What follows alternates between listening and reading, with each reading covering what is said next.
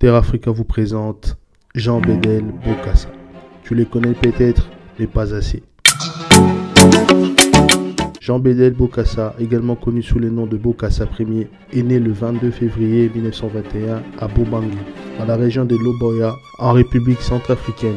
Son père, Midogon Bokassa, était un chef de village qui a été tué par les autorités coloniales françaises et sa mère est morte peu de temps après, le laissant orphelin à un jeune âge. Bokassa a rejoint l'armée coloniale française en 1939 et a servi avec distinction pendant la Seconde Guerre mondiale, la guerre d'Indochine et la guerre d'Algérie. Il a gravi les échelons jusqu'au grade de capitaine avant de retourner en République centrafricaine en 1962 après l'indépendance du pays. Jean Bédel Bokassa a pris le pouvoir le 1er janvier 1966 après un coup d'état militaire qui a renversé le président David Dacko. En tant que chef des armées, Bokassa a utilisé son influence et le mécontentement populaire pour s'emparer du pouvoir. Bokassa a entrepris plusieurs projets ambitieux pour moderniser la République centrafricaine, bien que beaucoup aient été mal exécutés ou excessivement coûteux. Développement des infrastructures. Bokassa a investi dans des projets d'infrastructures comme la construction de routes, d'écoles et d'hôpitaux.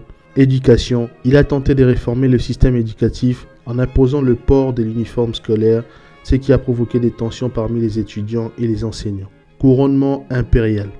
Le projet le plus notoire de Bokassa a été son couronnement extravagant en tant qu'empereur de la République centrafricaine en 1977, s'inspirant du couronnement de Napoléon Bonaparte.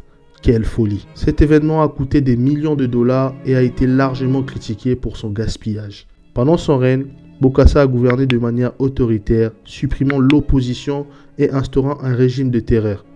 Il s'est entouré de luxe et a été accusé de corruption, de népotisme et de violation des droits de l'homme. Son influence a également été renforcée par des liens avec des dirigeants internationaux, bien que ses relations avec la France aient été ambivalentes. La chute de Bokassa a été précipitée par plusieurs facteurs. Le facteur numéro 1, la crise économique.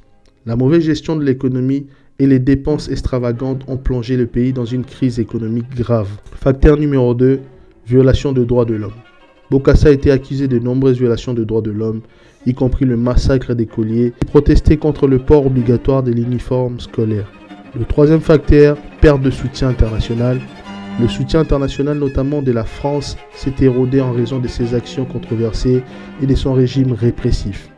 En septembre 1979, avec l'appui de la France, David Dacko a été réinstallé au pouvoir lors de l'opération Barracuda, un coup d'état militaire qui a renversé Bokassa. Jean Bédel Bokassa a fui en Côte d'Ivoire, puis en France. Bokassa a vécu en exil en France jusqu'en 1986, lorsqu'il est retourné en République centrafricaine. Il a été immédiatement arrêté, jugé et condamné à mort pour plusieurs crimes, et sa peine a été cumulée en emprisonnement à vie. Puis il a été libéré en 1993. Jean Bédel Bokassa est mort le 3 novembre 1996 à Bangui, la capitale de la République centrafricaine. Jean Bédel Bokassa est une figure controversée de l'histoire africaine, connu pour son règne autoritaire et son couronnement extravagant en tant qu'empereur. Sa chute a été marquée par une combinaison de mauvaise gestion économique, de violations des droits de l'homme et des pertes de soutien international. Je t'invite à t'abonner, à partager la vidéo, à commenter et à nous soutenir. Donne-nous de la force. Terre Africa, terre d'espoir.